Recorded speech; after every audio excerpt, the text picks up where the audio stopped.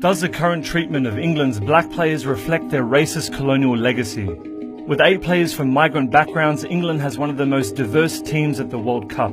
And many of these players have Jamaican backgrounds, with the likes of Raheem Sterling, Ashley Young, Kyle Walker and Danny Rose. But the criticisms they face in the British media reflect a wider discussion on their Britishness. Jamaica, which had been an English colony since 1655, suffered greatly under colonial occupation and subjugation, and was one of the major slave markets. It acted as an engine room to the incredible wealth and power of the empire, built almost entirely on slavery. After World War II, England invited people from the Caribbean, including from Jamaica, to help rebuild the country, and they were given jobs in the public sector. Between 1948 and 1971, nearly 500,000 people arrived in the UK. They came to be known as the Windrush generation, named after one of the ships that brought them to England.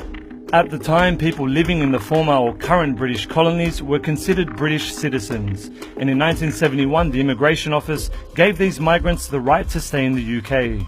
However, the government at the time did not issue any paperwork or keep a record of those who stayed. So, in 2012, a change in government policy enacted by the then Home Office Secretary Theresa May demanded that the Windrush generation present evidence of citizenship when applying for jobs or when seeking medical services. Evidence that was never issued to them. This left many of them, their children and their grandchildren facing discrimination and even deportation. Such a policy calls into question what makes someone British, because when the UK no longer needed their help, they could be easily discarded, regardless of their citizenship status or history.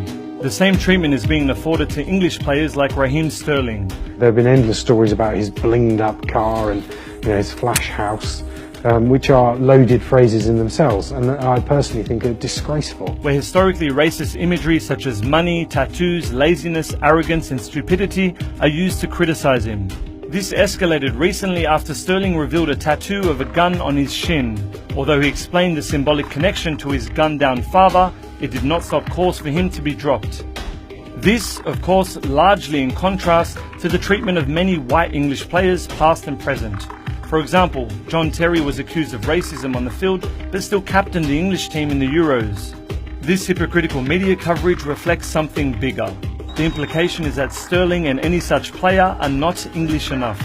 A sentiment that brings us back to the Windrush generation, where people were literally asked to prove their Britishness. So, is England just keeping with the colonial legacy in Jamaica, where it used black bodies for whatever benefit it can, then discarded them?